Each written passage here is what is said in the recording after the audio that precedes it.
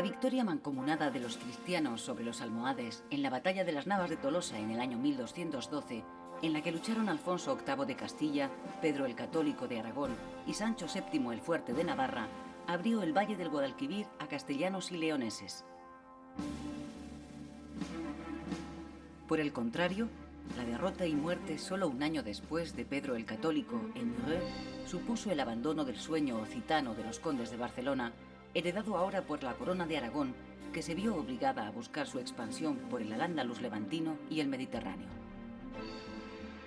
Esta batalla de las Navas de Tolosa puede considerarse una auténtica cruzada, en la que el único ausente fue Alfonso IX de León.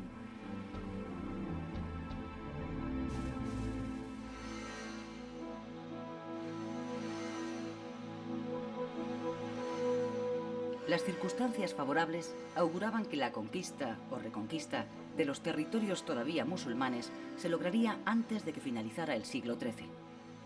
Sin embargo, el estallido de conflictos dinásticos, enfrentamientos sociales e intrigas cortesanas entre los distintos reinos cristianos hizo descartar esta hipótesis. Lo que sí se inició fue otro periodo de turbulencias entre musulmanes y cristianos que permitió al Islam acantonarse en el nuevo reino de Granada, aunque como tributario del reino de Castilla.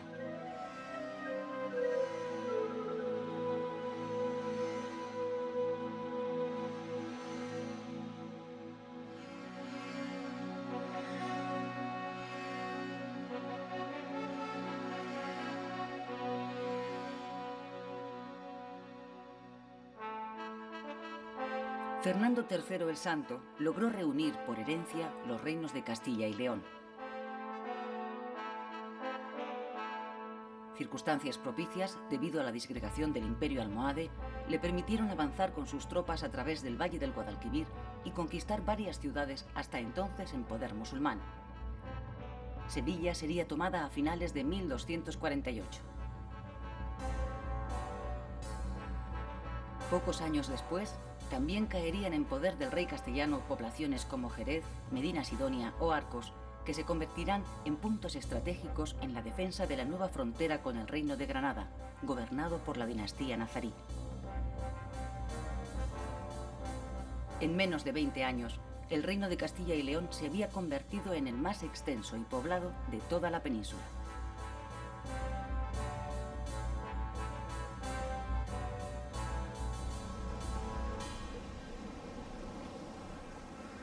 Al mismo tiempo, la marina castellana procedente del Cantábrico, mandada por el almirante Bonifaz, desempeñará un papel importante en el sitio de Sevilla, lo que impidió la llegada de nuevos refuerzos norteafricanos. Se estaba consolidando un nuevo proyecto de raigambre marina muy importante para el futuro. Se iban a construir nuevas atarazanas en Barcelona, Sevilla, Cádiz o Palos, así como naves adaptadas a la diversidad climatológica y marítima: naos, carracas, galeotes, carabelas o pinazas vascas.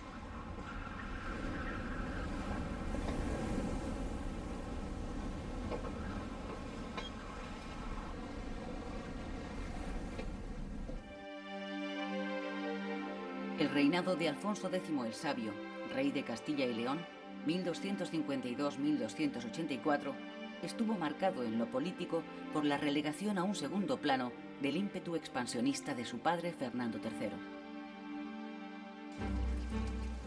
Alfonso X pronto constatará que el control de los territorios recién conquistados están aún lejos de su consolidación. Una sublevación de musulmanes tuvo que ser sofocada con la colaboración de la Corona de Aragón, al tiempo que se recuperaban otra vez las plazas de la frontera gaditana.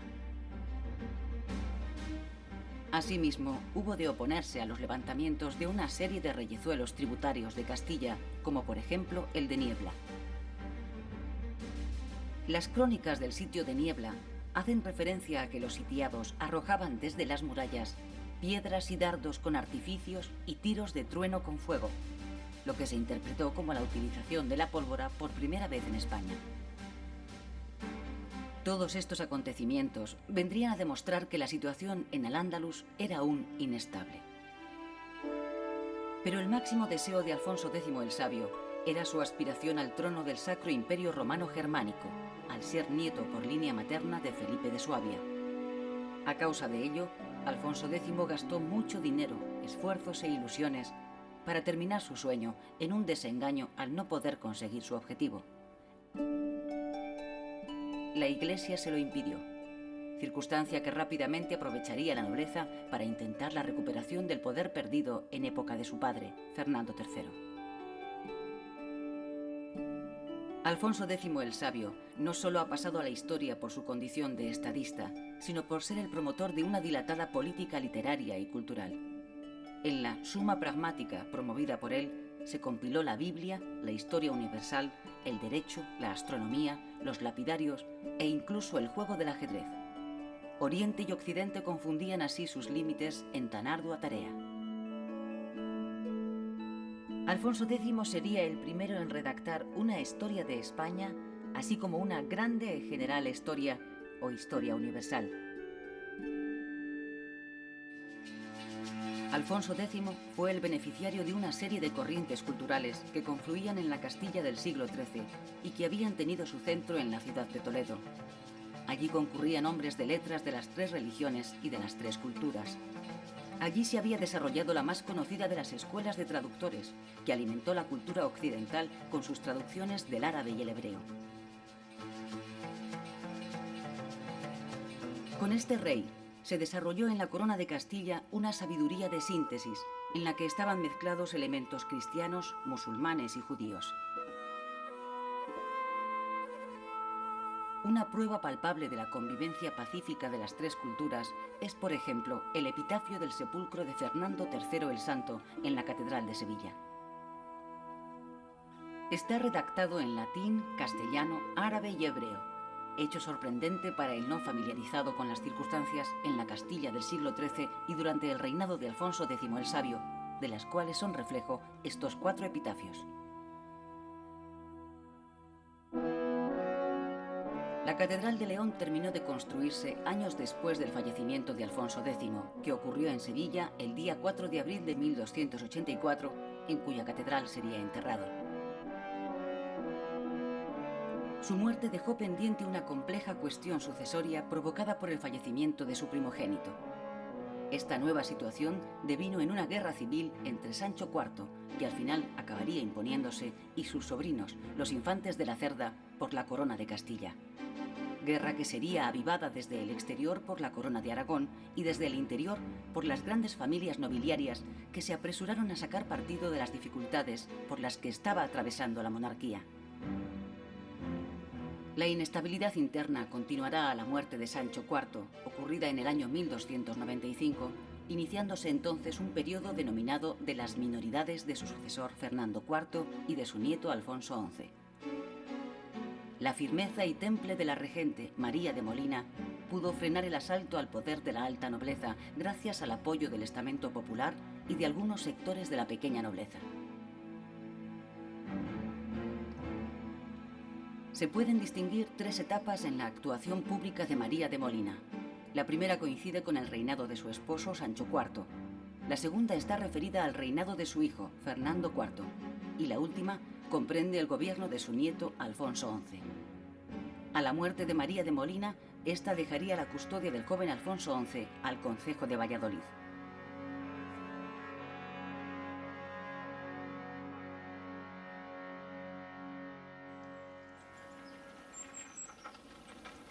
Las conquistas realizadas por los cristianos a lo largo del siglo XII y XIII no habrían servido de nada si no se hubiese logrado simultáneamente atraer a pobladores del norte para ocupar las tierras. Esta previsión de salvaguardia se realizó a cambio de una serie de privilegios jurídicos a sus nuevos moradores que les compensara del riesgo de habitar unas tierras todavía inseguras. Los señores se vieron obligados a reforzar con lazos jurídicos el asentamiento de los campesinos a las nuevas tierras para impedir que pudieran abandonarla, lo que originó no solo una mejora de sus condiciones materiales, sino que evitaron un desplazamiento hacia el sur. En Cataluña, por ejemplo, se fijó en el siglo XIII la obligatoriedad de pagar un rescate o remensa por abandonar las tierras.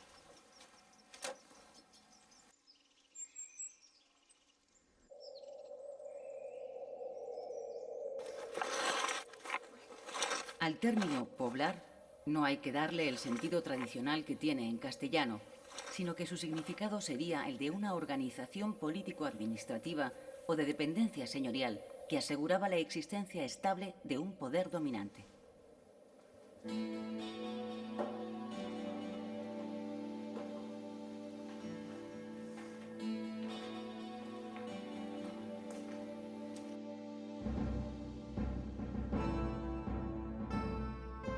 Más tarde, serán las órdenes militares las encargadas de coordinar la repoblación en ciertas áreas geográficas como Extremadura o La Mancha. En pleno siglo XIII se utilizó un nuevo sistema de repoblación basándose en los correspondientes repartos de tierras y propiedades entre todos los participantes, según su aportación a la campaña militar.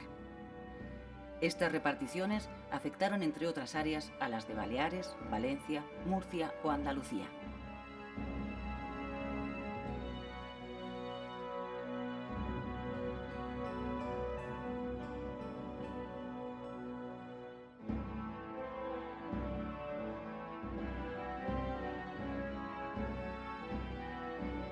La nobleza, para preservar su patrimonio, creó un sistema de mayorazgos, por el cual el hijo mayor era el destinatario que perpetuaba el linaje y el patrimonio de su familia, mientras que el segundo debía buscarse la vida, bien en la milicia o bien en el clero.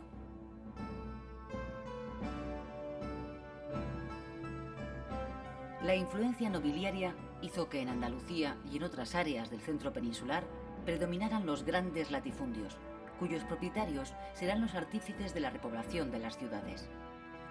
Lo cierto es que numerosos gallegos, asturianos, leoneses, cántabros, vascos, navarros, aragoneses, castellanos o catalanes se desplazaron hacia el sur en busca de propiedades, cierta libertad y una mejora de sus condiciones de vida.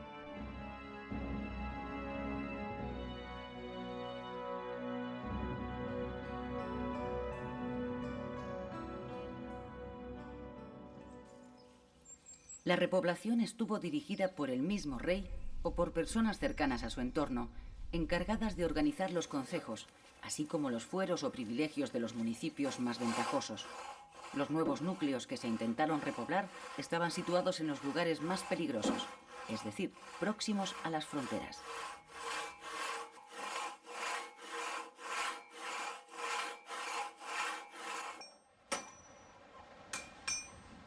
A partir de esta época, los núcleos urbanos surgidos junto al Camino de Santiago irán perdiendo una buena parte de su fuerza económica en favor de los nuevos burgos del sur, que suministrarán los productos necesarios para un comercio activo.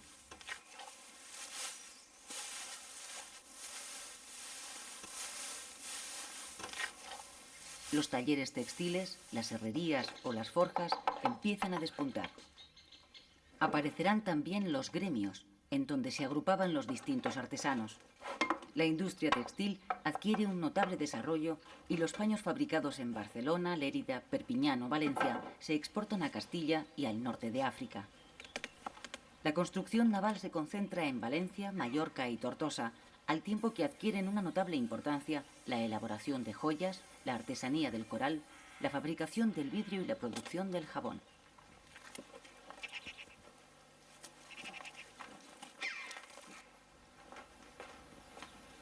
En Castilla y León, la ganadería adquirirá un papel hegemónico debido a la insuficiencia demográfica y a las especiales condiciones que hacen que los pastores sean al mismo tiempo guerreros. Su fuerza económica y militar les lleva a convertirse en dirigentes de los concejos, procurando dedicar las mejores tierras a sus pastos. Las agrupaciones o mestas locales de ganaderos se crearán para encontrar nuevas tierras a costa de los concejos vecinos o de los propios musulmanes, y conforme avanza la frontera hacia el sur, se irá consolidando la trashumancia, al comprobar que los pastos son insuficientes.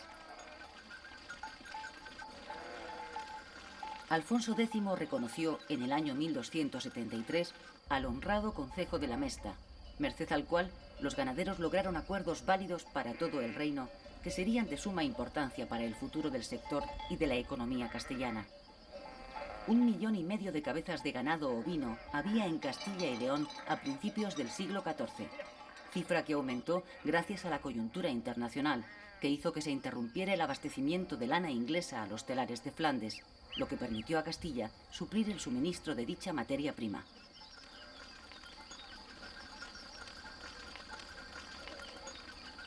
Si quiere, puede más añadir y enmendar si quisiere.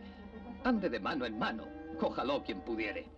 Durante los siglos IX al XII, la descomposición de la lengua latina dio paso a la aparición de las lenguas romances o románicas, que en la península fueron las más importantes: el mozárabe, el galaico-portugués, el castellano y el catalán.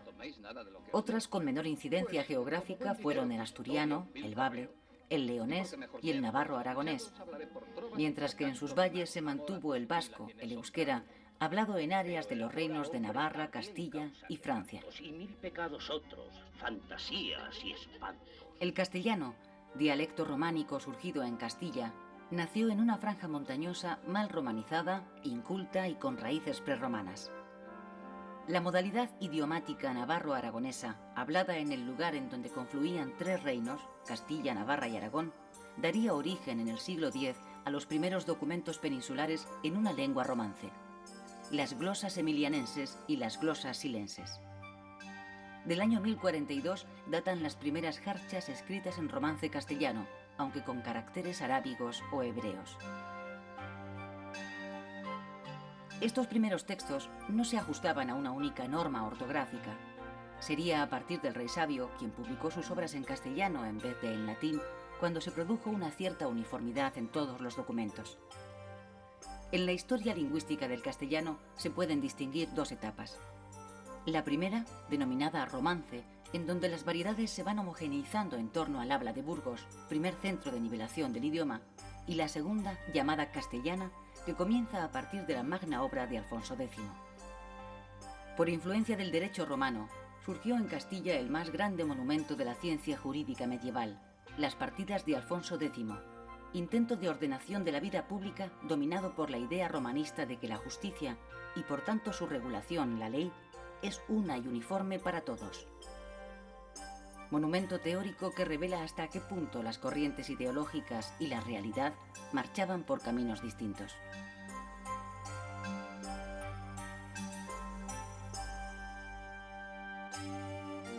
Al mismo tiempo, la lengua catalana se consolidará en las homilías de Orgañá y la lengua galaica portuguesa con la riberiña.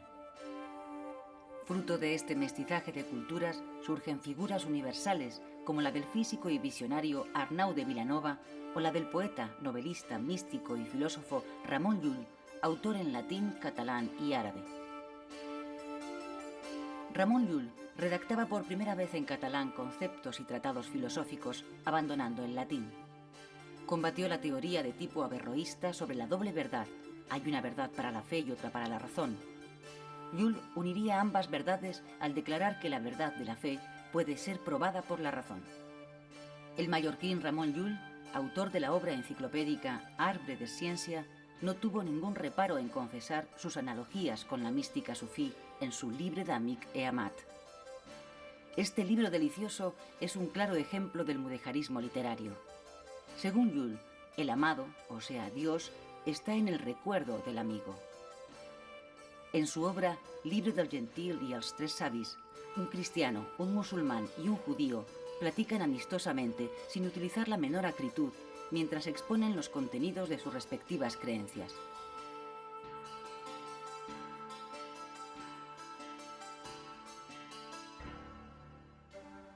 Mientras tanto, el gallego se convertía en la lengua poética por excelencia merced a las cantigas, ya que el castellano del siglo XIII no poseía aún la dimensión lírica necesaria. Antes, Gonzalo de Berceo había narrado los milagros de la Virgen en un tono emotivo, pero disolviendo su sentir íntimo en un relato objetivado. Gonzalo de Berceo fue el primer poeta castellano, a caballo entre los siglos XII y XIII. Alfonso X cultivará el castellano en su restante producción científica o literaria. El rey Sabio no solo escribía en castellano, sino que además interpretaba todos los vocablos doctos que surgían en su obra. Por ejemplo, cavernas quiere decir cuevas, formándose así el primer diccionario español.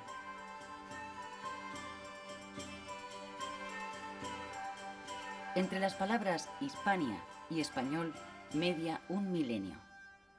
Los romanos llamaban Hispania a la península ibérica, provincia de su imperio. Hispania es muy probablemente un nombre púnico que significaba tierra de conejos. Español, por el contrario, es un vocablo venido del sur de Francia, del Languedoc, en el siglo XIII, comenzado a usar en Provenza desde el siglo XII en la lengua escrita.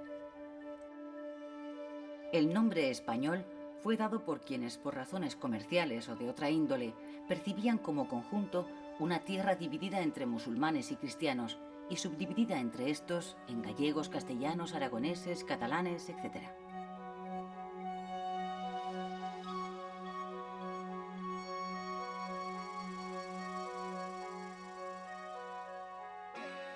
Los avances castellanos coincidieron en el tiempo con el inicio de la expansión de la Corona de Aragón por el Levante y la conquista de Mallorca por parte de Jaime I. Este rey, después de una triste infancia bajo la custodia de los caballeros templarios, puso fin a la anarquía que imperaba en sus estados tras la trágica muerte de su padre, Pedro el Católico. En el año 1228, al cumplir los 20 años, propuso a las Cortes la difícil empresa de la conquista de las Baleares, sueño en el que ya había fracasado su tatarabuelo Ramón Berenguer III. El inicio de la expansión mediterránea de la Corona de Aragón contó con el beneplácito de los mercaderes y la Iglesia catalana, así como de importantes familias nobles. En 1229 se conquista Medina Mallorca, que pasó a denominarse Ciutat de Mallorca. En el Palacio Árabe de la Almudaina se asentó la corte. Por otra parte, en 1235, una expedición patrocinada por el arzobispo de Tarragona ocupó Ibiza y Formentera, que pasaron a constituir un feudo de la Iglesia tarraconense. La repoblación de las islas se hizo con gente venida del Ampurdán, así como del resto de Cataluña. El expansionismo por el Levante, según lo estipulado en el Tratado de Cazorla con el Reino de Castilla, fue más duro y largo de lo esperado. Se inició con la conquista de Ares y Morella, aprovechando las luchas internas que había en el reino musulmán de Valencia.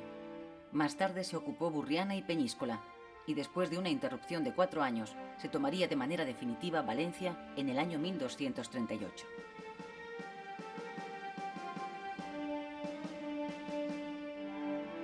A continuación se conquistaron plazas como Cullera, Alsira, Xàtiva o Biar. Así finalizaba la ampliación de la Corona de Aragón según el nuevo Tratado de Almizra, firmado entre Jaime I y el infante Alfonso, hijo de Fernando III. Jaime I nos ha dejado una minuciosa descripción de su reinado en su crónica o El Llibre dels Fets.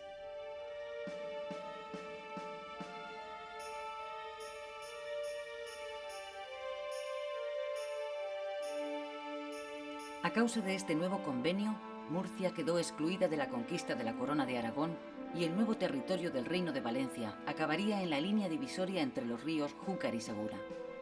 Jaime I, a petición de su yerno Alfonso X de Castilla, intervino en la conquista de Murcia el año 1266, territorio que también sería repoblado por grupos venidos de Aragón y Cataluña.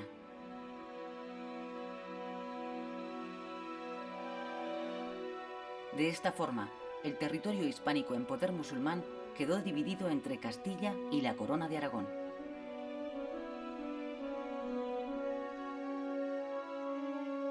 Don Jaime dio a su yerno Alfonso X este consejo.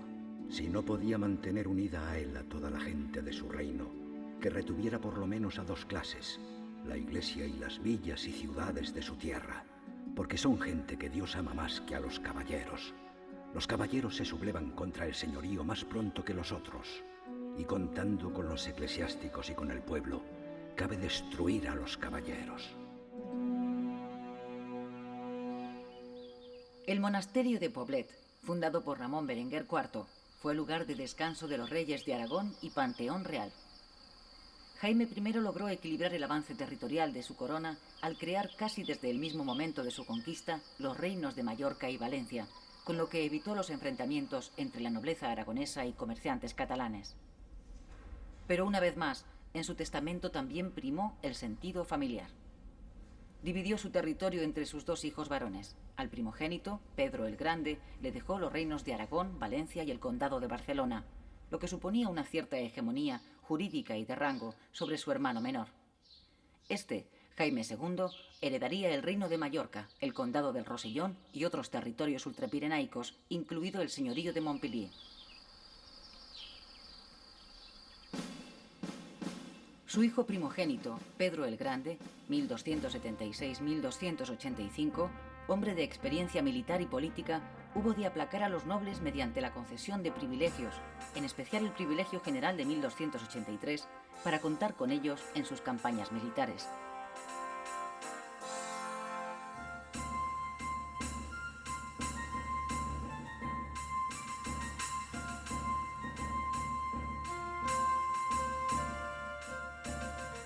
El levantamiento revolucionario de Sicilia del año 1282, que es conocido popularmente como las Vísperas Sicilianas, puede considerarse como una guerra europea enmarcada en el secular enfrentamiento entre güelfos y gibelinos, partidarios del Papa o del Emperador.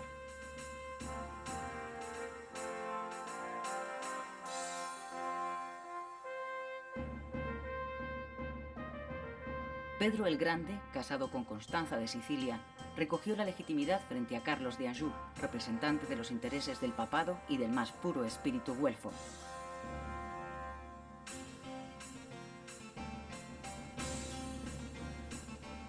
La impopularidad de Carlos de Anjou como nuevo rey de las dos Sicilias, así como la animadversión siciliana contra los franceses establecidos en la isla, desencadenó un levantamiento que sería aprovechado por Pedro el Grande para aceptar la corona de Sicilia que le habían ofrecido los nobles de la isla, siempre y cuando observase las leyes, sus costumbres y sus privilegios.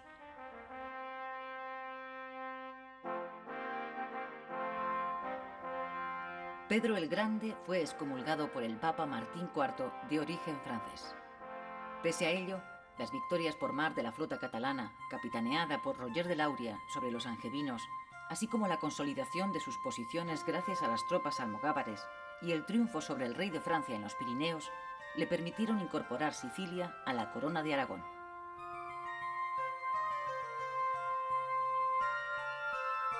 Los cronistas de la época llegaron a decir que en el Mediterráneo ninguna nave podía surcar los mares sin llevar las barras del rey de Aragón.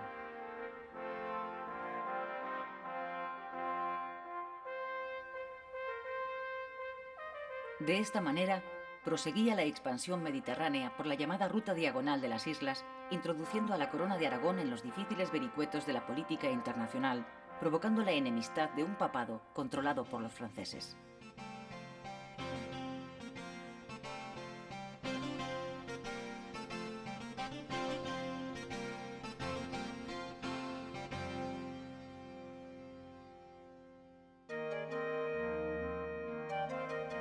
El verdadero artífice del potencial económico de Barcelona será Jaime I, que institucionalizó el sistema de gobierno del municipio con la creación del Consell de Cent, de base esencialmente gremial.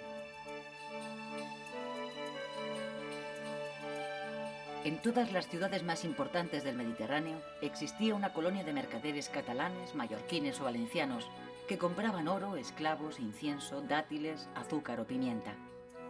Se trata del sistema de consulados que en el caso de Barcelona se verá reflejado en el Llibre de Consolat de Mar, en donde se compilará toda la jurisprudencia marítima de la época. El desarrollo de las actividades mercantiles necesitó también de la creación y posterior desarrollo de los mercados y las ferias, que en la península nunca se internacionalizaron como en la Champaña, pero que beneficiarían a ciudades como Valladolid, Sahagún, Cáceres, Murcia, Sevilla o Medina del Campo.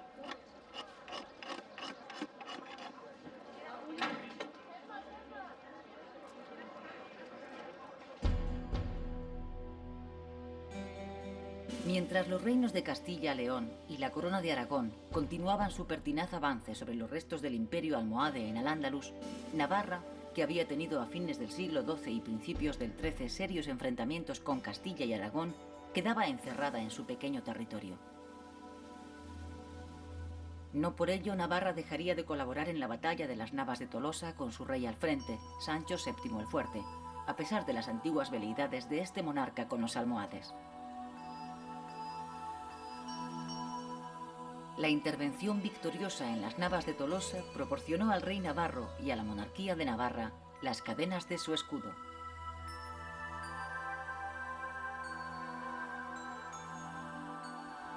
El incremento de la presión fronteriza, desde la unión definitiva de Castilla y León en el año 1230 y el no tener hijos legítimos, llevó a Sancho VII a un prohijamiento mutuo con Jaime I.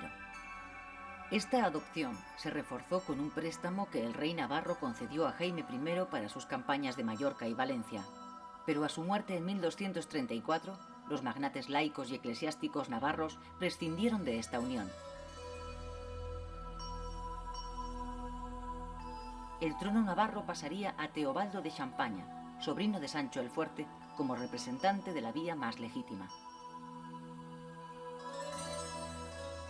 Con la llegada de la Casa de Champaña se puso fin a 3 siglos de dinastía jimena, iniciándose en Navarra el gobierno de una serie de casas francesas que ocuparían dicho trono.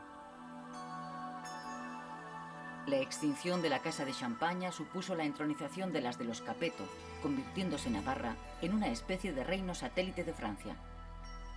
La desvinculación directa de la corona de Francia se produjo en el año 1328, en que se instalará la dinastía de los Evreux, que reinará hasta principios del siglo XV.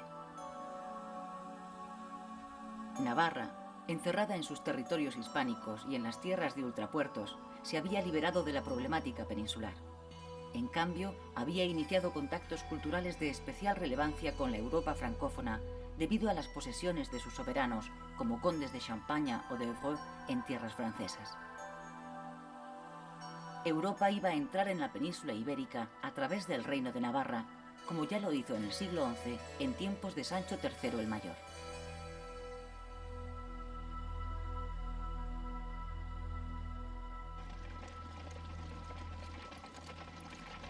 El espíritu tolerante, tanto de los monarcas cristianos como de los califas musulmanes, se quebró en la Baja Edad Media al unísono de los problemas internos y las desgracias de campesinos y menestrales. Las asonadas de tinte racista se dirigieron preferentemente contra la minoría judía, quizá por su opulencia y su especialización bancaria, mientras que los pobres agricultores musulmanes sorteaban mejor la anarquía. El declive político progresivo de Al-Ándalus, después de las sucesivas crisis de los almorávides, de las llamadas segundas taifas y del imperio almohade, se frenó en cierta manera con la creación del Reino de Granada por Muhammad I de la familia nazarí, reino tributario de Castilla a partir del año 1232. Este reino musulmán llegaría incluso a ayudar a Fernando III en las campañas militares contra Sevilla. Desde entonces, las relaciones entre Castilla y Granada estarían marcadas por la presencia en ambos reinos de fuerzas rebeldes que buscarán protección y ayuda en el campo contrario.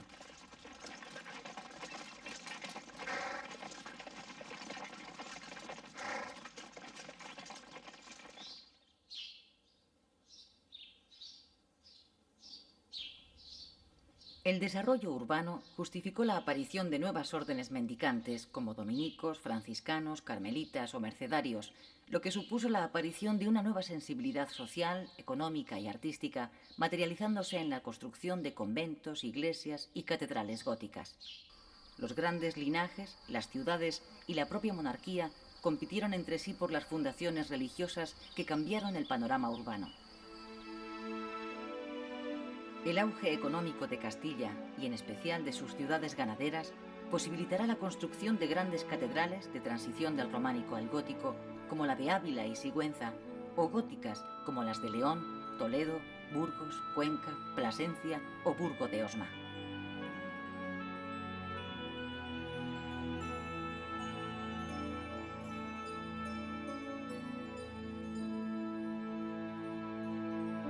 En Barcelona, la vieja catedral románica será sustituida por una nueva catedral gótica, cuya construcción se prolongó durante más de 2 siglos.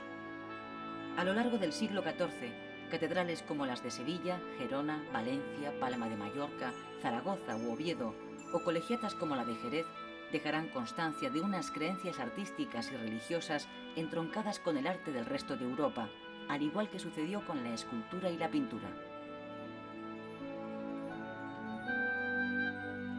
El papado conservó el control sobre los bienes eclesiásticos españoles. Los monarcas, para poder contar con su ayuda, hubieron de acudir a Roma, que generalmente solo concedía esta en forma de subsidio para la cruzada, es decir, para la guerra contra los musulmanes, aunque en ocasiones se le diera luego otro destino. Con esta baza en sus manos, los pontífices podían presionar sobre los reyes españoles, apartándoles de unas empresas y orientándoles hacia otras. En el año 1215, el Cuarto Concilio Lateranense ordenó que los judíos llevaran un distintivo con objeto de que no se confundieran con los cristianos. Al ir a aplicarse en la península la orden pontificia, se alborotaron las juderías y algunos miembros importantes de las aljamas amenazaron con irse a tierra de musulmanes todavía extensas y ricas. El rey Fernando III y el arzobispo de Toledo suplicaron al Papa que suspendiera el acuerdo del concilio en lo tocante a Castilla, porque las rentas reales provenían en su mayor parte de contribuciones judías. Honorio III accedió a aquel ruego en 1219 para evitar graves conflictos al rey.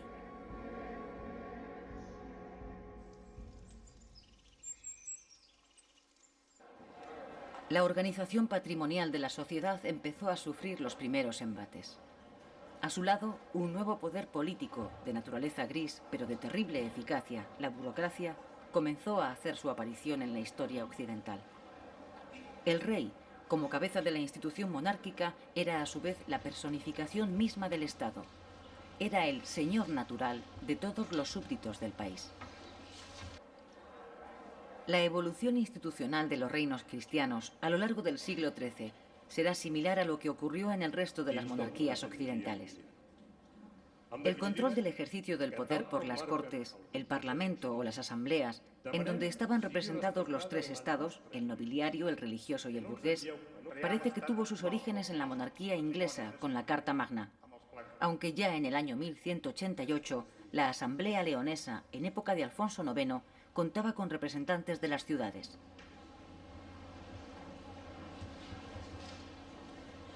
¿Pero qué son las cortes medievales? En líneas generales, se las consideraba como las asambleas políticas que, bajo la presidencia del monarca, reunían a los tres estamentos de hombres libres en que se dividía la sociedad: la nobleza, el clero y el pueblo llano o estado llano.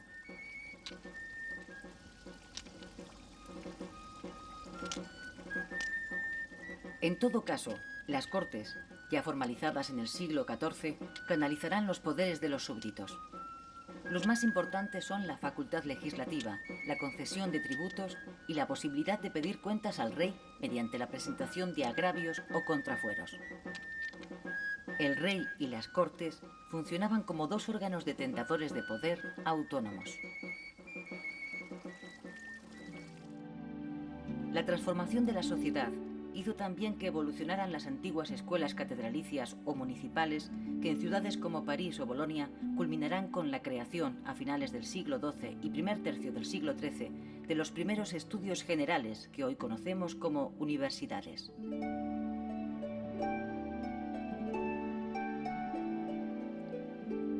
En la península ibérica, el primer centro de alta cultura de una escuela catedralicia capaz de atraer estudiantes de otros lugares sería el de Palencia, que fue confirmado como estudio general por Alfonso VIII en el año 1212.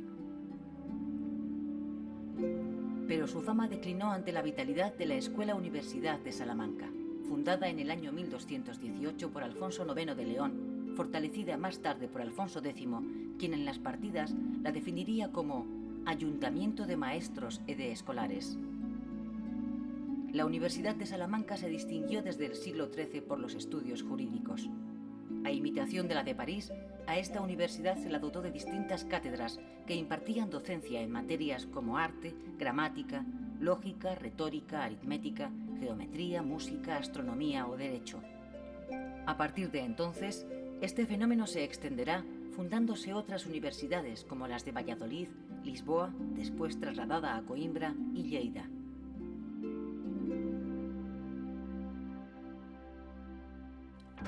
A pesar de las guerras, no se produjo ninguna ruptura en la convivencia entre cristianos, musulmanes y judíos, como lo demuestra el ambiente de tolerancia en que vivían unas y otras comunidades. Los vencedores se contentaban con el control de los castillos y las poblaciones fortificadas, mientras que los vencidos eran privados de sus líderes políticos. Solo las sublevaciones pudieron alterar algo esta pacífica convivencia, como ocurrió con el levantamiento musulmán del año 1264 que afectó a Andalucía y Murcia. En muchos casos, más que de conquista de ciudades, podría hablarse de capitulaciones, cuyos acuerdos eran en principio respetados.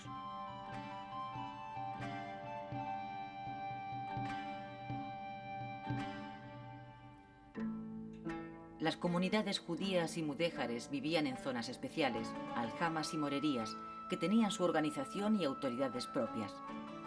No obstante, a lo largo del siglo XIV irían empeorando las condiciones sociales de los mudéjares y judíos en los distintos reinos cristianos. Rasgo peculiarísimo de la judería española eran sus tribunales autónomos. Cuando el famoso rabí Aser llegó de Alemania, no pudo ocultar su asombro. Cuando llegué aquí, pregunté sorprendido en virtud de qué derecho podían hoy los judíos condenar a nadie a muerte sin un Sanedrim. En ninguno de los países que conozco, excepto aquí en España, se ven causas de pena capital en los tribunales judíos. El florecimiento de la prosa castellana en el siglo XIII es solidario del uso del castellano como lengua ritual para los judíos juntamente con el hebreo. El castellano comenzó a servir de instrumento de alta cultura gracias a los judíos que rodeaban a Alfonso X. 2 siglos más tarde, la situación sigue siendo la misma, pues son los judíos y no los cristianos quienes usan la lengua vulgar para el comentario de las escrituras, la prosa filosófica y los estudios astronómicos.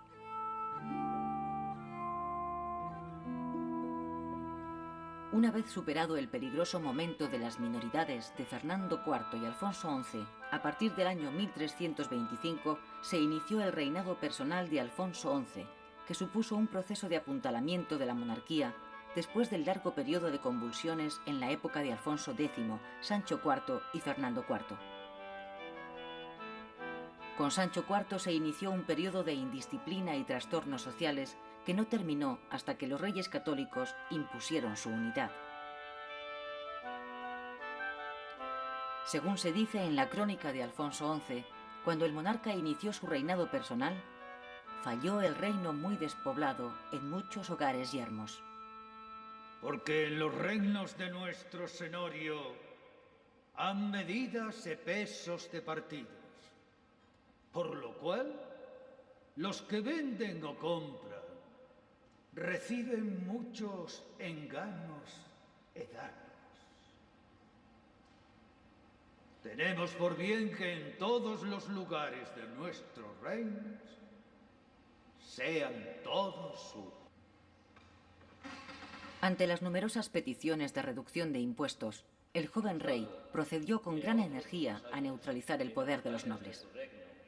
Asimismo, Alfonso XI dio pasos importantes para la centralización del poder en las Cortes de 1348, incrementando la fiscalización de la amplia autonomía de que gozaban los municipios castellanos.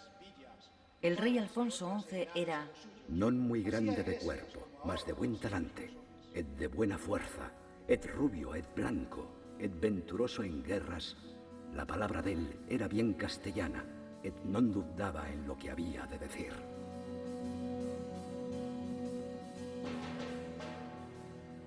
Frente al Islam, Alfonso XI ocupó algunas plazas fronterizas del Reino de Granada, lo que motivó un acercamiento de la alianza entre el monarca nazarí y los benimerines del norte de África. En el año 1340 tuvo lugar el choque definitivo junto al río Salado, que supuso una gran victoria cristiana y la conquista posterior de Algeciras. A partir de entonces, se puede afirmar que la batalla del Estrecho quedaba resuelta a favor de Castilla, poniéndose fin a una serie de invasiones africanas que se habían iniciado 2 siglos antes por los almorávides.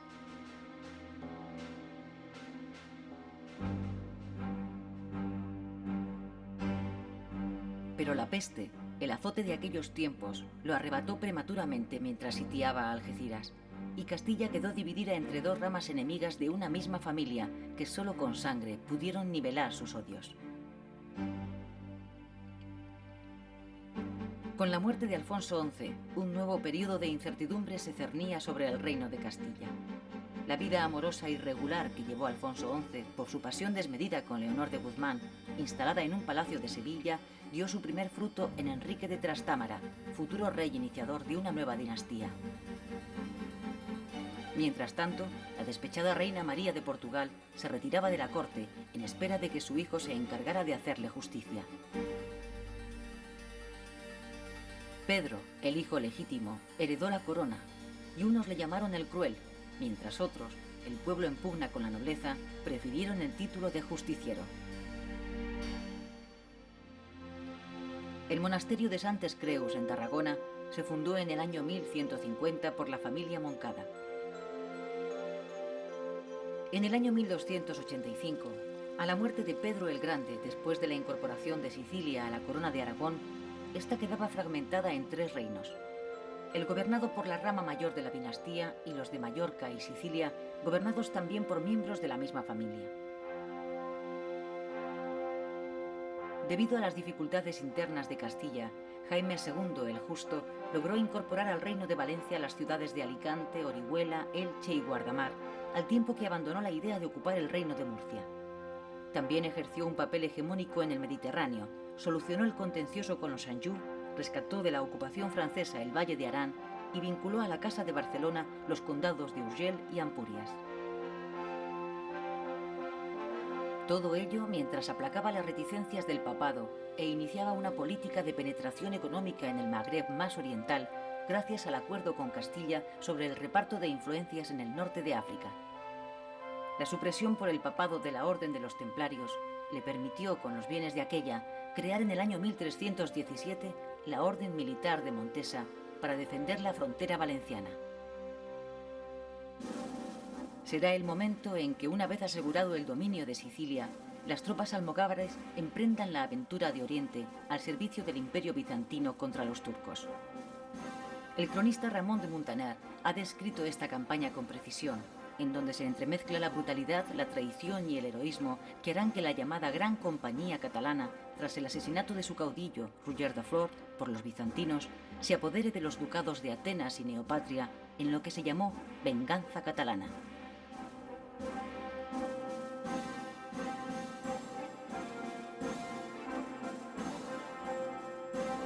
Esta etapa de expansión mediterránea de la Corona de Aragón en el siglo XIV se cerró con el esfuerzo militar y económico de la ocupación de Cerdeña, en donde los poderosos clanes de la isla, incitados por pisanos y genoveses, opusieron una gran resistencia, a la vez que se hacía patente el enfrentamiento entre Génova y Barcelona por el control del comercio en el Mediterráneo occidental.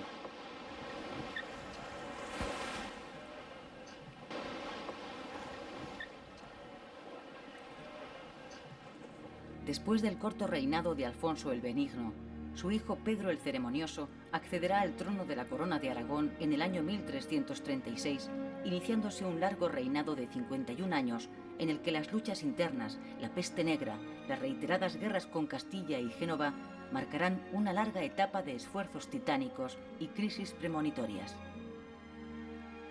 Cuando solo habían transcurrido 12 años de la subida al trono de Pedro el Ceremonioso de Aragón y faltaban 2 para la muerte de Alfonso XI de Castilla, la península ibérica, en especial los territorios de la Corona de Aragón, se vieron afectados por la peste negra, que en muchas ciudades diezmó la población.